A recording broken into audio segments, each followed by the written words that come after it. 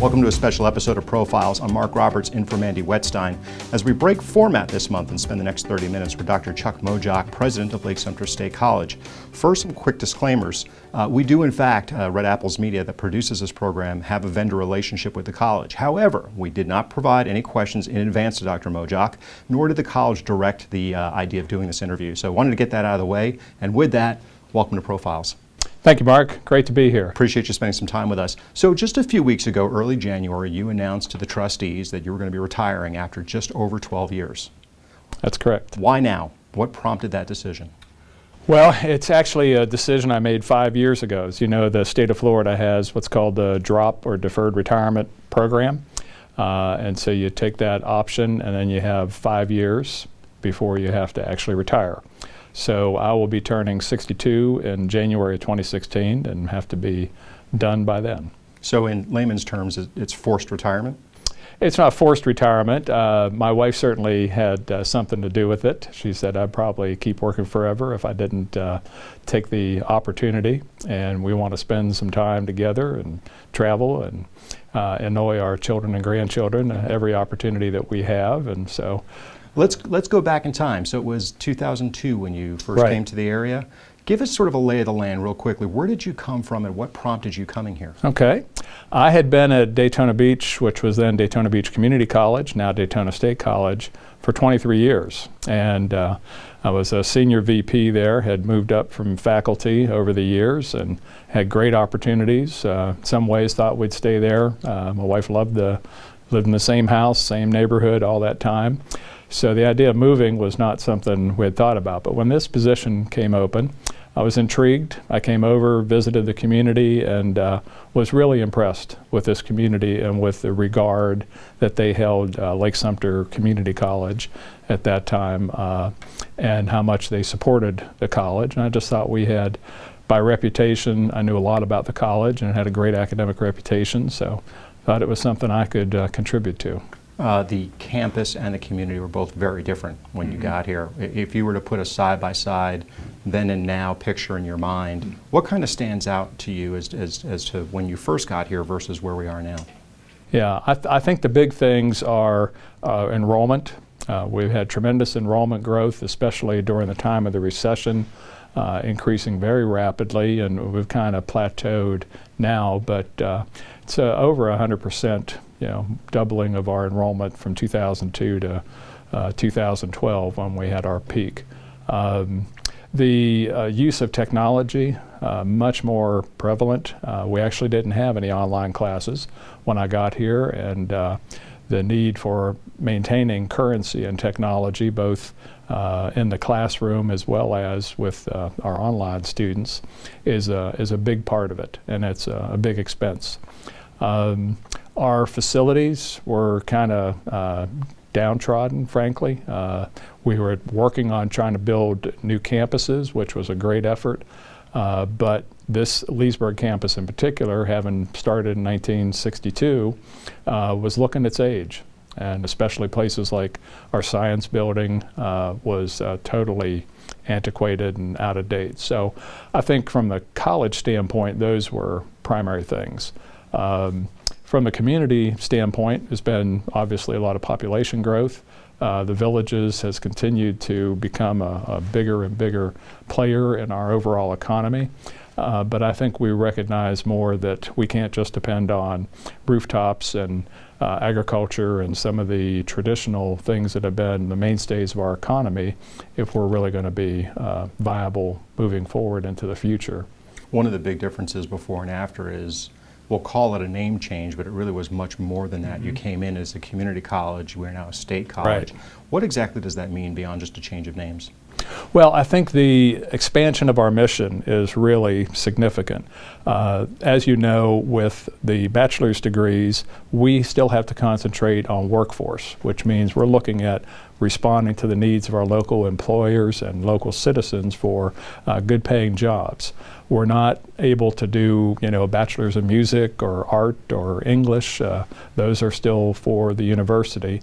But I think having come from a community college where we had a lot of workforce programs and we focused on our community, we're now doing that at the bachelor's level because the stakes are higher.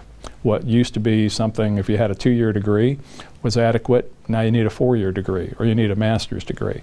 And so as the complexity and the global competition increased, I think we had to grow in that way as well. Well, I think a great example of that, and you touched on the villages a little bit, as an older population really dominates this area, the importance of healthcare and the creation of the nursing program. Right. Tell us about that. Okay. Well, the nursing program it's going on 30 years, so that predates me, but they have expanded, and we have a wonderful partnership. I think something really, in my experience, a bigger commitment from our local hospitals, Central Florida Health Alliance, Waterman, and South Lake Hospital, than I've seen in other places, where they financially support us, as well as giving all the clinical and other support and supervision for our nursing students. So we increased the numbers.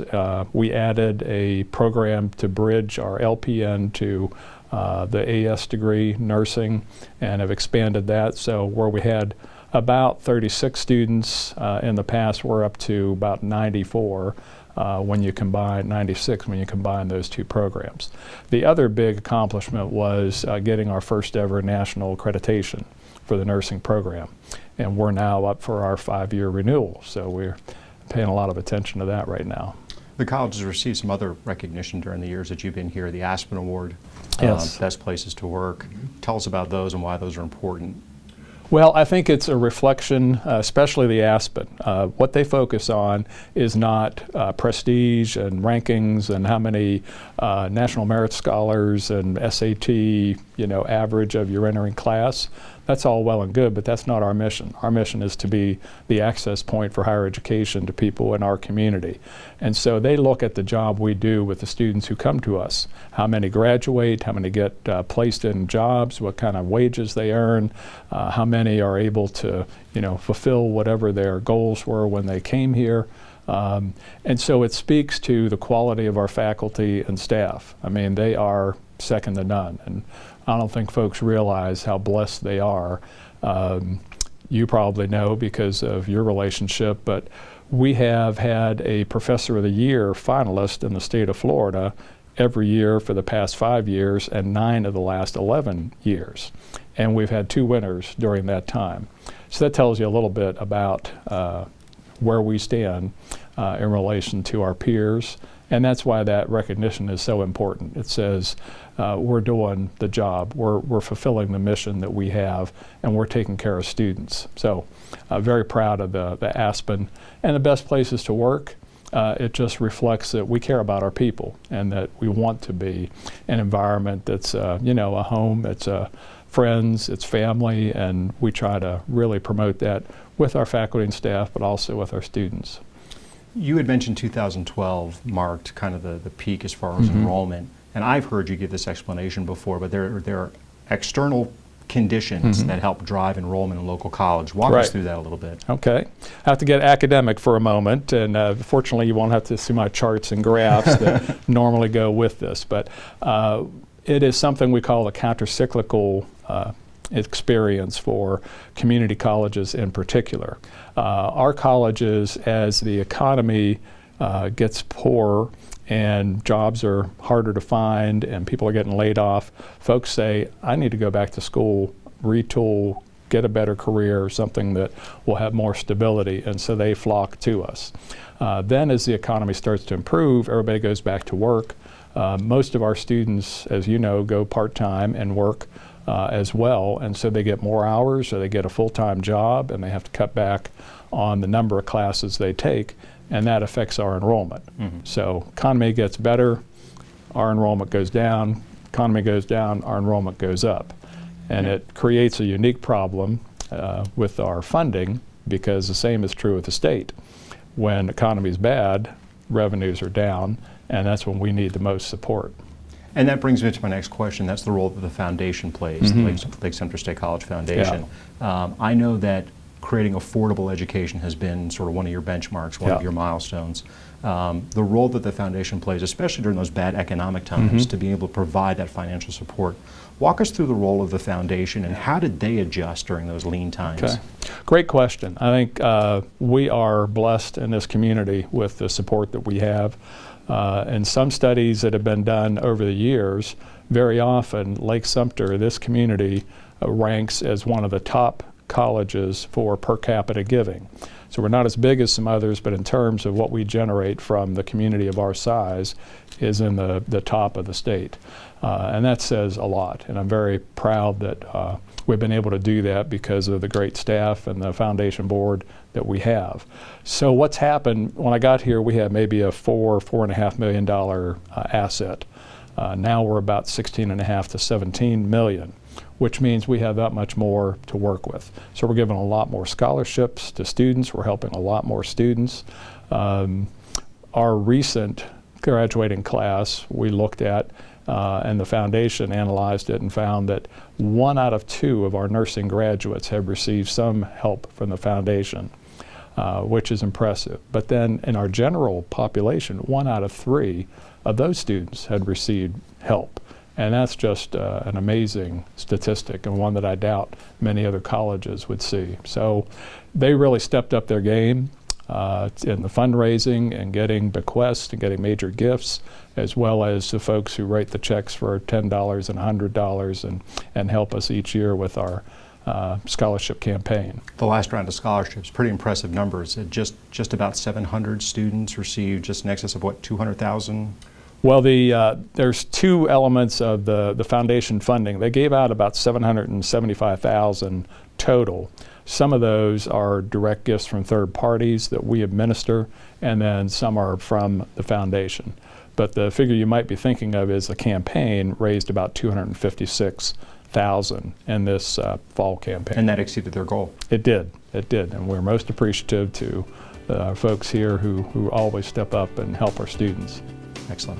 We're going to step away for a quick break. When we come back, more with Dr. Chuck Mojock, president of Lake Sumter State College. You're watching Profiles on LSTV.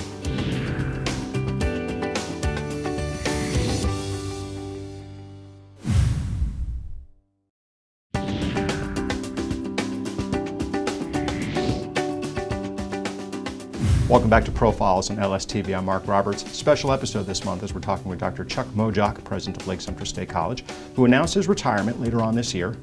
When you think back about the time that you've been here, and I know you've been asked this question, you'll be asked dozens more times, what do you step back and look at as kind of your greatest accomplishment, achievement? What are you going to take away from this experience? Yeah, I've given that some thought. You get into these reflexive modes when you start looking at retirement and next phase of a life. But I have to say that question, I make that something akin to, if you have children, which one is your favorite child? How do you point to one of things, children that you love very much? It depends which child is in the room. That's true. We right. all have a favorite. Yeah, but when you're on TV, it's going to be taped and people will be able to access this. So, if I say it's our nursing program, nurses will be really happy, but all of our other folks will be saying, well, how come you picked the nursing program? So that's part of it. But I think the growth is probably most significant, not just because, we have more students, but because we're graduating more students. And the numbers of our graduates that are going on to great careers or going on to a university, and they do as well or better than students who started at the university when they transfer, that is what gives me most satisfaction. The buildings, of course, that's great. You got to have facilities. As I mentioned, when I came here, the science math lab, I used to talk to our alumni and say, how many of you in a group, how many went to school here in the 60s and 70s? So, well, if you come back, you'll recognize the science math lab because it looks just like it did when you were here. Very antiquated and in need of updating. So having that lab here was really significant. We want to do the same thing at our South Lake campus. We're working on a new program there and want to have a science facility that's college level, and we can teach all of the advanced science that students need these days. And I'm glad you mentioned that, because I think a lot of people tend to associate Lake Sumter State College with the Leesburg campus, but in fact you've got 3 campuses serving 3 very specific geographic communities. Right. In Claremont, we have our South Lake campus, and really that's kind of a partnership campus. It was built with the help of South Lake Hospital, who had that property and helped us to acquire property. Later on, UCF came to us with a joint use facility, so we share that building with UCF, and they offer some programs there. The softball fields are another example of the partnership, and then kind of a crown jewel to me, because it happened during my time, is the Cooper Memorial Library. Lake County Public Library stepped up. We got local funding, we got that matched at the state, and we're able to build that beautiful facility, and it's operating, you know, as a county library, serves kids, it serves senior citizens, and it serves our college and our university And you've got population. the Sumter campus as well. Sumter campus is our third campus. We have really a dedicated group. I tell people, and they're usually surprised, that was actually our first branch campus. It predated Southlake, because you have people there who said, we want to have a campus in our community. So we're excited about some new programs we're bringing there, a partnership with Duke Energy that'll bring the first relay and substation technician program to the state of Florida. We think that's really going to be something that puts us on the map. So I guess the flip side to the question about your greatest accomplishment is you can't do what you've done for almost 13 years now and not step on a few landmines along the way. What regrets do you have? What didn't go the way you wanted to that maybe if you could turn back time you'd change? I think one of the biggest regrets I have is we came very close to being able to build a performing arts center on this campus. We had a group of very dedicated local citizens who were helping with a capital campaign. We actually got a $14 million appropriation from the legislature. For some reason, the governor vetoed it, and I never quite understood what happened. It was very unfortunate, but that kind of took the wind out of our sails, and we're not able to sustain, you know, just doing it on a private individual effort. That was the 441 project? Right, the 441 Event Center, and still tremendously needed. There's no venues here. We can't even have graduation. There's not a venue big enough to accommodate all of our families and students. So that need is still there. Is there a situation that occurred, and I'll cheat a little bit and tell you that one of the things that comes to my mind is, for instance, the issue that came up with dual enrollment, and the college was blamed for that situation. Fair, not fair? I don't think we were to blame, but I can understand why the schools felt like they got left holding the bag. In the past, the state used to provide additional funding for dual enrollment, because dual enrollment students don't pay any tuition. So they would actually give us 25% more in funding to make up some of that lost tuition. Over the years, that went away, but the cost of educating those students didn't go away, and so as the program was growing, we were really strapped and said, we just can't sustain offering these classes without some help. The legislature decided that the schools were getting the benefit. They ought to share some of the funding and pay the bill. But it happened kind of late in the game, and they really weren't prepared that first year for the budget impact. So it was very controversial, but I think we've worked through it with both of our Lake and Sumter school partners, and the program's in good shape. Good. Have you seen, has there been a drop in dual enrollment as a result? We did see some decline in dual enrollment, yes, and that's kind of leveled off as well now. Okay. You've been very involved in the community. You know, not a guy who sits up in his white tower overseeing campus. What are some of the most passionate things, one of the things you're most proud of as far as community involvement? Again, the reason I like and love community colleges, and even though we're a state college, we're still a community college at our core mission, is that we're involved in the community, and we want to give back, and we want to be a part of it. And so I think that's very important for me to model that, and expect all of my folks to do the same. So things like, right now the March of Dimes is foremost, because that march is coming up, and I was honored to be an honorary chair one year, and you know, just help them to raise money for babies and families who are going through that premature birth experience and all the issues that brings with it. But there's so many others, United Way, Lifestream, and then on, you know, the flip side is the chamber. And I was chair of South Lake Chamber, and really one of the best things, most enjoyable activities, and still have very good friends that I made during that time that I see, and I think it really helped the college's visibility and presence in South Lake as well, because they kind of look at us as, are you at Leesburg School? We can't forget stepping out for education. Stepping out for education. I try not to mention that, but it usually does. Usually does come off the list. My dancing debut was great fun. Again, we had a great cause. Yeah, had a good time. I'll never forgive Gus Gazzard for beating me that year. It was painful. It was rigged. You know, as we head towards the trustees getting ready to put together a search for the next president, I won't even call him a replacement, but the next president, what would you like to see them look for? I think the trustees we have right now as a board, they're a highly effective, very, very well functioning board, so that's the good news. And they have consensus, they understand the mission, and they're dedicated to it. So I feel like we're in very good hands, and they're going to make a great choice for the next president. You know, you got to look at what's coming up. What are the issues going forward? There's always an increase in accountability, so you need someone who is able to look at what we're doing and help maximize the performance of our students and our outcomes. So that's a very important element, and I think we are still growing, and we still have to deal with getting the resources, being very effective.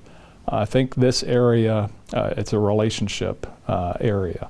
And if you don't have relationships, I don't think things get done. That's one of the things I like, frankly. We're not a big city. We're not a kind of impersonal. It's knowing people and knowing you can count on somebody and then doing things together that help our community. And so that, I think, will be important, too. Does that put any potential internal candidates maybe in a better situation for success, having those existing relationships? I think certainly internal candidates have that credibility and that understanding of who we are. Not sure whether any of them are interested and want to take that on. It's you know, a different environment, even going to the top of an institution. It's a little challenging in some ways, not for everybody. And the most important advice that you would give to whoever the next person is sitting in this office? Yeah, I think it's back to the relationships. Take care of the people and everything else will take care of itself. You know, your faculty and staff, they're the people who get things done, who make things happen. They ought to be number two behind the students who are your focus. And the other thing for a president is you got to take care of your board. And make sure you've got good consensus and you're rowing in the same direction and not working across purposes. And let's not be mistaken, you still have, what, almost 10 months ahead of you. Yep. Through December. You're no lame duck. Right. You still have some pretty specific objectives you'd like to achieve. Yep. A lot of swimming to do between now and then. The creation of that Health Sciences Collegiate Academy at Southlake, the partnership that we're forming. We expect to have students starting in the 9th grade in their home high school in that curriculum to get them ready for a health science career and come to us in their junior year as dual enrollment. The engineering technology AS degree that we will have with that Duke Energy program. We're going to get that up and running and just make sure that we continue to work on being the best we can be and keeping the place in good shape for whoever's going to come in behind me. You mentioned early on sort of what's next, some travel, hanging out with the kids. And do you plan on staying in the area? Yes, yeah, I think we will. We have not made any definite decisions yet. We're going to just kind of take it step at a time, take some time, as I said, get cross-country trip that we've been wanting to do for a long time, and obviously not had the chance to spend 2 or 3 months on the road and when we're both working. So Kathy and I are really looking forward to that. Excellent. Well, I appreciate your time. Congratulations on all of your success. And we look forward to seeing that swimming over the next couple of months and see how you close out your tenure. Yeah. Appreciate it. Thank you very much. Thank you. You've been watching a special episode of Profiles on LSTV. I'm Marc Robertz. Thanks for watching. Featured profiles from this episode can also be found on our website, lakesumtertv.com, and on our YouTube channel. And if you're interested in having your business, organization, or event profiled in an upcoming episode, send an email to profiles@lakesumtertv@gmail.com. Hair and makeup is provided by Talk of the Town, located on 2nd Street in downtown Leesburg. Profiles is a production of Red Apples Media in partnership with Lake Sumter State College.